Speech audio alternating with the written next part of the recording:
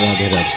আজ আমরা আসছি যমুনা মাইয়া আরতি দেখতে। এই যে দেউরাবাবা ঘাটে রোজ বিকালে এখানে আরতি হয়। এইভাবেই আরতি হয়, প্রত্যেকটা দিনগুলোতেই আরতি হয়। এই যে এখানে তিনটে আরতি হচ্ছে। এর আগে দুটো হয়ে গেছে, 5 মিনিট আগে শেষ হয়ে গেছে।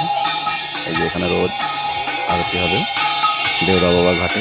এই যে এখানে ভোলেনাথের মন্দির, ভোলেনাথের আরতি হচ্ছে। এদিকে ঘুরে এই সমস্ত ভক্তরা সব দাঁড়িয়ে রয়েছে, দুই পাশে সারি হয়ে সারিবদ্ধভাবে দাঁড়িয়ে রয়েছে। এই যে যমুনা মাইয়া আরতি হচ্ছে ভোলেনাথের দিকে।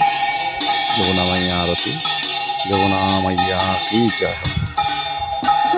এখানে প্রত্যেক দিনে বিকালে করে আরতি হবে। এই যে যমুনা মাইয়া দেউরাবাবা ঘাট বলে পরিচিত বৃন্দাবন ধামে যমুনা মাইয়া আরতি প্রত্যেক দিন এখানে 7টার সময় আরতি হবে। ওপারটা হলো দেউরাবাবার সমাধি, যমুনার ওপারে। এই আরতি শেষ হলো দেউরাবাবা ঘাটে। এটা দেউরাবাবা ঘাট বললে সবাই চেনে, দেউরাবাবা ঘাট বলেই পরিচিত।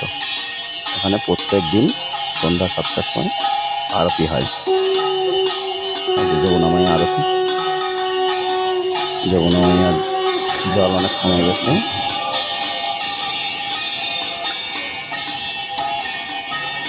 জল অনেকটাই কমে গেছে নদীতে। এই যে পুরোটাই দেখা যাচ্ছে যমুনা। আর এই যে সমস্ত ভক্তরা আরতি দর্শন করছেন। আরতি দর্শন করার জন্য সব দাঁড়িয়ে রয়েছে সারিবদ্ধভাবে দুই সাইডে। এই যে যমুনা মাইয়া আরতি, যমুনা মাইয়া কি জয় হোক। বৃন্দাবন ধামে এখানে যমুনা মাইয়া আরতি। এই যে যমুনা মাইয়ার জল অনেকটাই কমে গেছে, নদী সংস্কারের কাজ চলছে। ওই যে অনেকটাই সংস্কার হয়েছে। যমুনা মাইয়া আরতি, এখানে তিনটে আরতি হয় প্রত্যেকটা দিন বিকাল। এখানে 7টা, 7:30টায় সন্ধ্যা হবে। সন্ধ্যার আগেই আরতিটা হচ্ছে। সন্ধ্যা 7টার সময় আরতি হবে এখানে।